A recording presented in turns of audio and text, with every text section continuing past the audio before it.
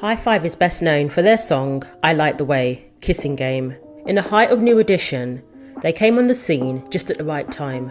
They were just teenagers when they started their careers, but had soul well beyond their years. They were probably some of the youngest contributors to the New Jack Swing world and cemented their sound in the iconic movement.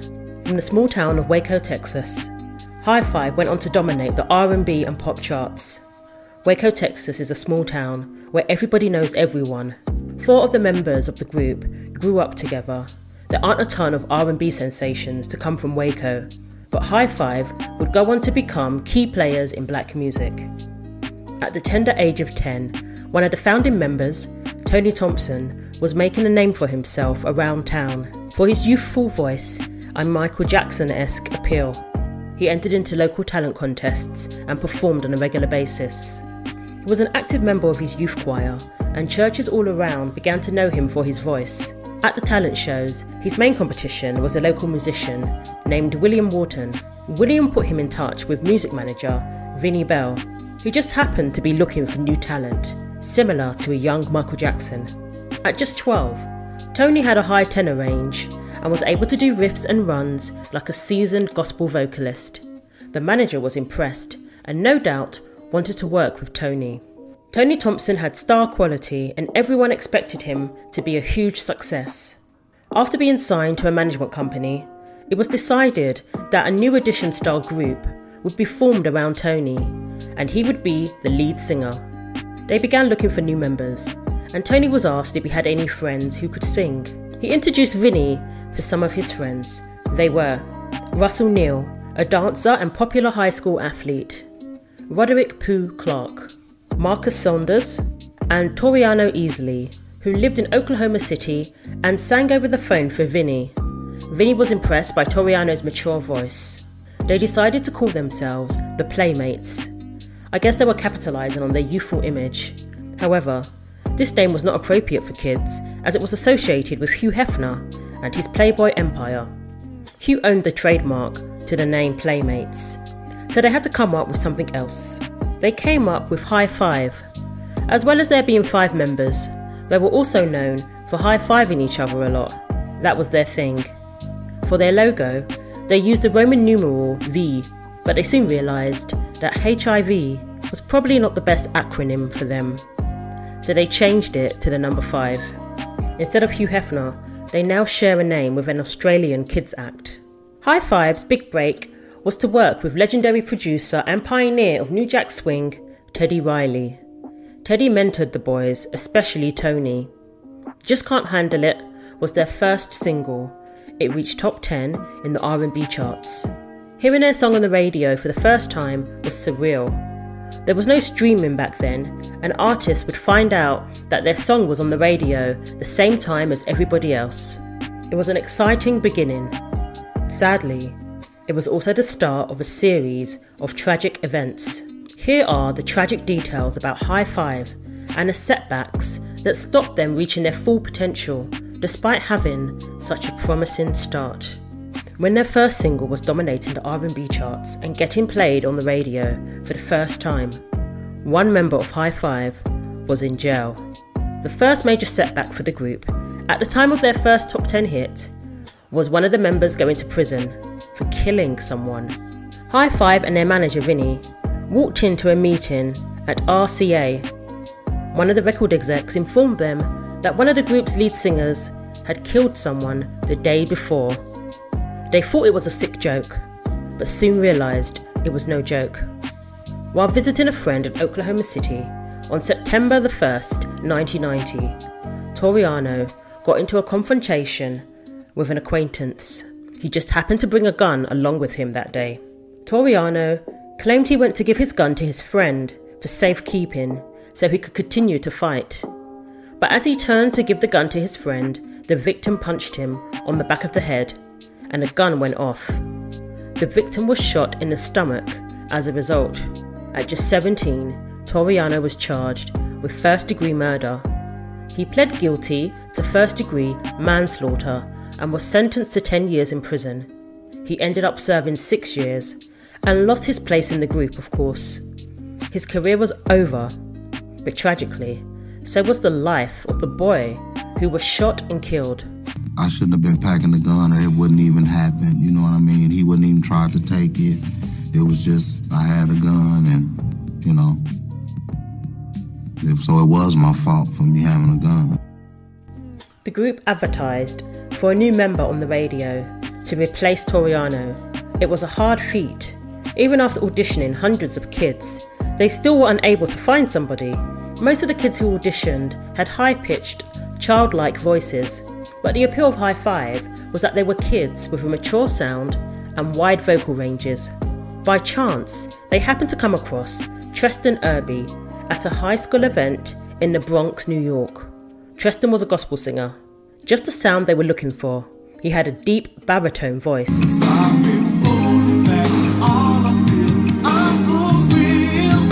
He hadn't even heard of High Five when he was asked to sing for their manager outside in the parking lot. 2 weeks later, he was in Waco working on the group's next single. That single would go on to be their most famous song to date. Tristan had to lip sync over Toriano's vocals when performing because the album was already completed, but he was able to get his vocals on the second album and film for their new music videos. The Kissing Game was their next single. Written by Teddy Riley, it would become the group's first #1 song, topping the R&B charts and the US pop charts. Their second single, I Can't Wait Another Minute, also went straight to #1 in the R&B charts and 8 on the Billboard Hot 100. Their self-titled debut album went platinum. Their second album, Keep It Going, featured Tristan's vocals for the first time. It also featured the first ever recorded appearance of Faith Evans, who sang backup. The album went gold. With this level of early success, they weren't making the money they expected to have. The money they took home didn't match the sales they had achieved. One of the most vocal critics of this was Russell Neal. He encouraged the others to look for a new manager, sacking their existing managers, including Vinny. They expected more control and certainly more money. They didn't have the best deal with Jive to begin with, as was the case for most R&B singers in the 90s, let's be real. All their expenses were recoupable, and there wasn't much left. Russell said kids working in Foot Locker were probably making more. They even considered looking for a different label entirely. Russell tried to encourage the others to take action and basically go on strike. After thinking about it, the others decided it wasn't a good idea. Plus, they were only on their second album. They were willing to give it more time, not jeopardise the good thing they had going. Artists usually make more money as their careers progress anyway. A little patience was what was needed as far as they were concerned. And they were still very young. They were living their dream regardless. They went to New York City to film their next video, but Russell was nowhere to be seen. The group had to carry on, even getting the choreographer to take Russell's place while filming the music video for She's Playing Hard to Get. They carried on as a foursome and continued to tour. Then, the next tragedy. In 1992, High Five were in their van, excited about the success of their latest single, when they were struck from behind by another vehicle. They crashed and the van rolled over. Despite this, everyone began to get out of the van one by one, except Pooh. When the others encouraged him to get out of the van, he announced that he couldn't feel his legs. It was later revealed that he was paralysed from the chest down. The others never left his bedside. Russell even returned to be with the group and offer his support to Pooh. On Pooh's request, Russell rejoined the group. After staying in the hospital for 2 weeks, High Five resumed work. They were forced to go on without Pooh, who sadly was told he would never walk again. They were all traumatised by the horrific accident and what had happened to their friend. Getting back out there was hard, but they were welcomed back by supportive fans and people within the industry. Their sound had matured by then. They were in their early 20s and a far cry from the cutesy Kissing Game days. Their next single for their second album was written by R. Kelly. Their contract with Jive came to an end, and they weren't planning on renewing it. They decided to sign with Giant Records instead. Their new deal came with a $60,000 signing bonus. But other group members still hadn't forgotten what had happened with Russell. when he ditched them and refused to come to New York. Instead of giving him his signing bonus, they decided to reprimand him by proposing to only give him half of it and split the rest among themselves. He told them to stick the bonus where the sun don't shine and left the group in disgust. High Five replaced Russell and brought in 2 new members. As they were not renewing their contract, Jive didn't do much to promote their 3rd album. They did the bare minimum, and it didn't do as well as their previous albums. When they joined their new label, the label was only interested in Tony. They even proposed a solo album for him before High Five could release their next album as a group. They made the group wait indefinitely. They never released another album with Giant Records. Tony went on to release his solo album called Sexational, but at this time he was dealing with a secret that would go on to bring more tragedy to the group. He was battling a serious addiction problem. Although they had occasionally dabbled with drugs, for Tony it took over his life. His solo album didn't chart well, and the label, Giant Records, dropped him immediately. His life began to spiral more out of control. But there was hope when he landed a deal with Sean Puffy Combs and got signed to Bad Boy. But sadly, his drug problems hindered his progress and stopped him from fulfilling his obligations. He went to rehab multiple times and others tried to intervene, but he continued to struggle. Tony was distant from the rest of the group for a while, but he re-emerged with 1 former member of High Five and 3 guys, with whom he formed a new group. They appeared on the Wendy Williams radio show, introducing themselves to the world. Tony's new group was also called High Five. This is kind of what happened with Blackstreet. After the group first split, a couple of former members performed gigs under the name Blackstreet, much to the annoyance of the founding members Teddy Riley and Chauncey Black. Then, Teddy and Chauncey themselves fell out, and Teddy formed a new group under the name Blackstreet. They went to court over the use of the name. In the end, Teddy was not allowed to use the name Blackstreet, so he called his new group Blackstreet 2. Similarly, the original members of High Five took legal action, preventing Tony from using the name. He was hurt by this, because he saw it as an attempt to ruin his plans of a comeback. He really wanted to make a success of his career, and just assumed using the name was the best option for him. But legally, he was not permitted to do so. He was served with an injunction preventing use of the name. This messed up the release of the group's new material. Another 2 years went by, and in 2007, news got around that Tony and Tristan had been in touch. They had been making plans to reform the group with the original members. Everyone was super excited about this. Even their former manager was contacted. Tony saw the importance of moving on. There was a bigger picture, and they were all on board. Of course, some had their reservations because of his addiction issues, but he assured them that this was behind him and he was ready to work. But tragically, it was not meant to be. In June 2007, Tony was found dead in his hometown of Waco, Texas.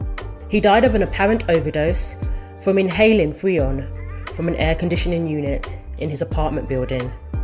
Methamphetamine was also found in his system. He died on June 1st, 2007. He was just 31 years old and left behind a 15-year-old son. His family said it was his son who motivated him to reform the group, so he could provide for his family and create a good life for them. Friend Flex Washington said, "He definitely would have left a bigger legacy had he been with us longer." His dad said he fulfilled his dream. Tony's passing really seemed like the death of the group, as far as the other members were concerned anyway.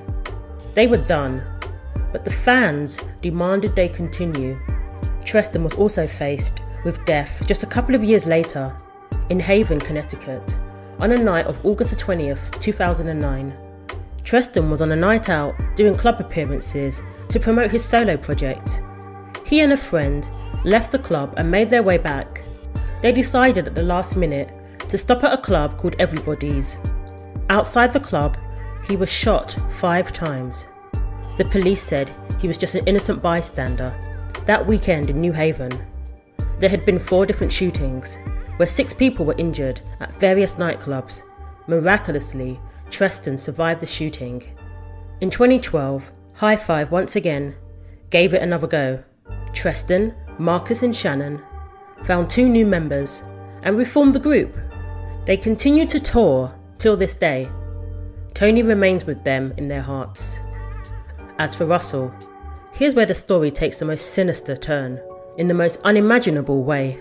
Russell was accused of the most heinous crime. 20 years after leaving the group, Russell Neal was accused of killing his girlfriend. 24-year-old mother of 2, Catherine Martinez, was a stunning fitness trainer, bodybuilder, and aspiring boxer. As well as this, she was a devoted mother of 2 young boys, who she had with Russell. Russell was the heartthrob of the group, but he wasn't the best vocalist, especially compared to the lead singer Tony. It is believed one of the reasons he left was also because he wasn't given enough singing parts. Long after the group went their separate ways, Russell met Catherine. She was almost half his age. Catherine's mother and 2 sisters had their concerns. They couldn't quite put their finger on it, but there was just something about his eyes, said one sister. There was, quote, something dark, end quote. She also said he was extremely arrogant, especially because he had been in the singing group. The whole thing went to his head, even though he was essentially a has-been. On top of this, he was broke, and Catherine was the main breadwinner. She provided for him and their children. Her family alleges there were signs of abuse, bruises and scars that Catherine tried to cover up with makeup. Catherine would always defend Russell to her family, saying he was a good father, despite it all. But eventually, the mistreatment became too much, and she decided to leave, to the relief of her mother and sisters. She worked hard to take care of her children and build a life for them as a single mother. She was even able to send them to private school. The future was definitely looking bright for Catherine and her children, away from Russell. But tragically, after a visit to her mother's house, on June the 29th, little did her mother know that would be the last time she would see her daughter. On July 1st, Russell went to the Houston police station saying that he and his girlfriend had gotten into a fight and that she needed medical attention. When they found her, she had been brutally beaten and stabbed multiple times, to the point where she was unrecognizable. The most disturbing and devastating fact about the killing was that Catherine's 2 boys were there. They heard her screaming for her life. Catherine's family believed no one but Russell was responsible for the murder. To their dismay, Russell was granted bail at $100,000, and the boys were left in the custody of his mother. She allowed them to keep in touch with their father, the one suspected of killing their mother. When social services found out, they took the boys and put them in the custody of Catherine's family. The police later said Russell practically confessed to the murder, and he ended up turning himself in. Then his bail was revoked because he started to refer to himself as Jesus Christ and demanded to be referred to by that name. As of 2017, Russell was reportedly residing in Rusk State Hospital, a mental facility in Texas, and declared incompetent to stand trial. Even after a year of treatment, he was still classed as mentally incompetent. Understandably, Catherine's family is not buying it. They maintain he is using the insanity card and playing the system to avoid standing trial. He knows exactly what he is doing, and he is trying to evade the consequences of his heinous crime. As far as they are concerned, it is the most cowardly act. You weren't incompetent when you were spending her money. He's not crazy. No. He's not. He has regular incompetency assessments, and that's the last we have heard of the investigation. Medical professionals have signed off on his mental state, so if he was pretending, they would arguably see through it. You would think so anyway. It is very rare for defendants to raise an insanity defense. Even more rare for a suspect to entirely avoid a trial by being declared mentally incompetent. A certain criteria is applied to determine if a suspect or defendant is faking it. An insanity plea can help defendants avoid prison and even the death penalty. And in Russell's case, appearing mentally incompetent has helped him to avoid standing trial to begin with. Forensic psychologists will determine if the symptoms match those of real mental health conditions and if the signs remain consistent over time. The first step is to go through a review of the suspect's history. Mental illness doesn't develop overnight. So they examine medical records to see if the suspect has been hospitalised or received treatment for similar symptoms in the past. Russell's former road manager said he never saw any signs of psychosis or any other mental illness in Russell while he was in High Five. Obviously, he isn't a mental health professional, but he made it clear that he personally hadn't seen any signs. Investigators will also look at the crime scene report. Did the defendant hide evidence, lie to cover their tracks, washed off fingerprints, for instance? This is a sign that the person is perfectly competent and knows exactly what they're doing, not a sign of a person being out of control or not responsible for their actions. Police even interview suspects for hours to see if their story changes and to spot inconsistencies. The longer the interview, the better. After a few hours, some suspects begin to lose track of their symptoms and forget to continue their act, or just get tired of it. It must be exhausting keeping it up. Those who are faking usually present an exaggerated Hollywood version of mental illnesses based on stereotypes. Russell, referring to himself as Jesus, was the main reason to suspect he was insane. But this is pretty easy to fake, so I hope there was more evidence to class him as incompetent to stand trial. So who knows what methods were used to determine if Russell is fit to stand trial. It can't be easy to fake such symptoms for years, but if someone is determined to stay out of prison, they may find a way. And anyone who commits such a gruesome act while their children are in the same house is obviously disturbed and sick in many ways. But as for not being able to stand trial and take responsibility for what he did, that's another story. Catherine and her family deserve justice and have been waiting years for it. In a crazy twist, Russell's case is a case of history repeating itself within the same family. His younger brother, Ronald, is currently serving time for killing his wife. She had suffered abuse from almost the very beginning of the marriage. She dealt with many incidents that made her fearful for her life. Having disinfectant sprayed in her face was the final straw. She left and moved away and finally divorced him.